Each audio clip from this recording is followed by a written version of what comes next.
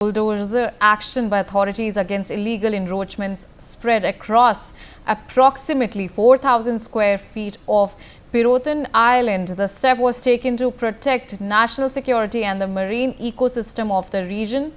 The Pirotan Island is located near 5 SPMS, which supply 60% of the country's crude oil. The island is also part of the Marine National Park, and illegal encroachments were causing significant harm to marine life, especially coral reefs. Increased unauthorized movement of people due to the encroachments raised serious national security concerns. The site risks becoming a landing point for NDPS-related activities. The encroachment, NTS and associated unauthorized activities pose serious risks to key industries and defense establishments. So, a bulldozer action against illegal encroachments is what we are seeing. We have with us my colleague Jatin Raval joining us on the telecast. Jatin, what's the latest that's coming in, that steps are being taken to protect the national security and a bulldozer action is being taken against illegal encroachment in the Pirotan Island?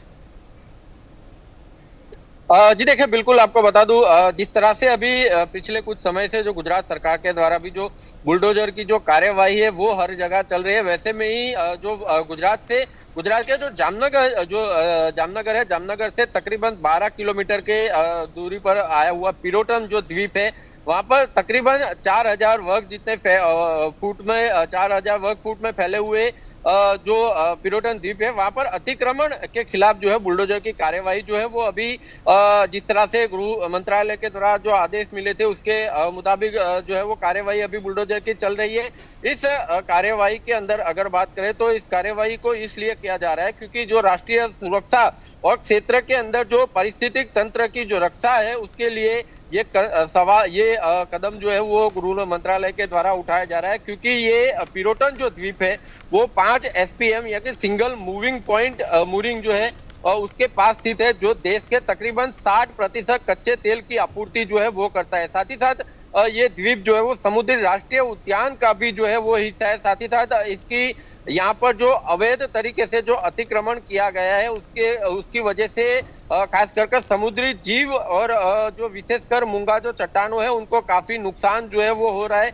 इस अतिक्रमण के कारण आवाजाही जो ज्यादा हो रही है उसके कारण जो है वो काफी सारी सुरक्षा के संबंधित जो है वो समस्याएं जो है वो पैदा हो रही है।